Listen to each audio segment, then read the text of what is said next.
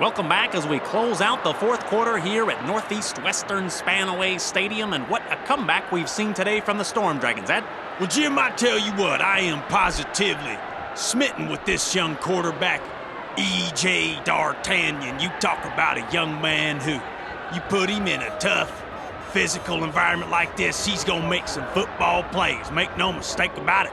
If I'm putting together a team, I want him on it. Right you are, and you see him signaling to his team they'll skip the huddle to save some time and keep this Mosquitoes defense off balance. And what you're seeing here, Jim, is a compressed I formation QB sneak with a scat back option to his left. He's going to fake a toss to his tight end, but unless they can stop him on the ground, he'll get him in good position to win this thing. This is just good old-fashioned ground and pound physical football. Ball is snapped. D'Artagnan keeps it. He's right through the hole, still going, and brought down hard at the 30-yard line by the safety, Travis Bradley Sparks. Jim, I tell you what, you take an explosive, hard-nosed, bull-headed defender like Bradley Sparks, put him in space, you're going to see some football plays.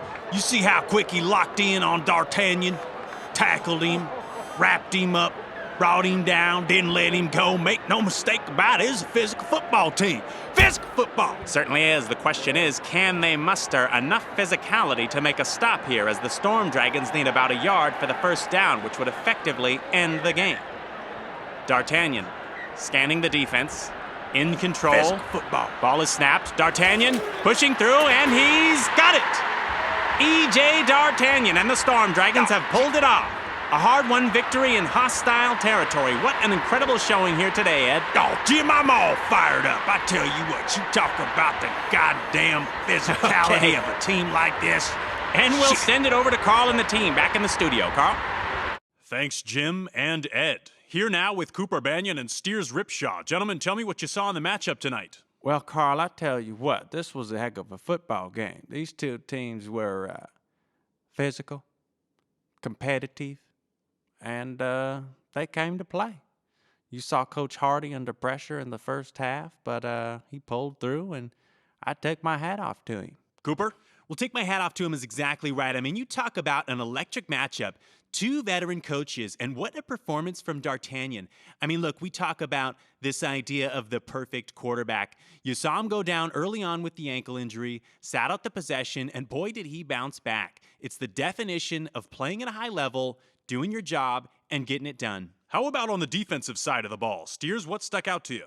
Well, look, I've been in this game quite a while, and I tell you what, this was a heck of a football game. These boys were physical, competitive, and they came to play. Cooper? Well, Steers is absolutely correct. You talk about the definition of a loaded defensive unit playing at a high level. I mean, it doesn't get any more explosive than this Storm Dragons defense.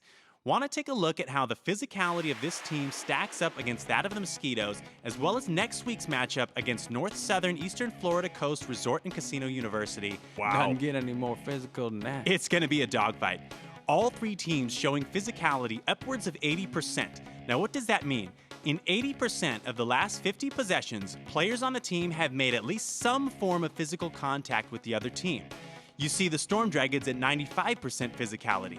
Now we're talking about a high percentage of tackles in space, O-line penetration, as well as excessive pushing and shoving. Guys, get ready for a showdown. It's going to be good, and as of today, the Storm Dragons become only the second team to get 3 sacks and 3 interceptions, while also having scored at least 3 times in rainy weather conditions while the moon is in its waxing crescent phase. The first time that's happened since last month. Now we go down to the field with Chip and Coach Hardy. Chip?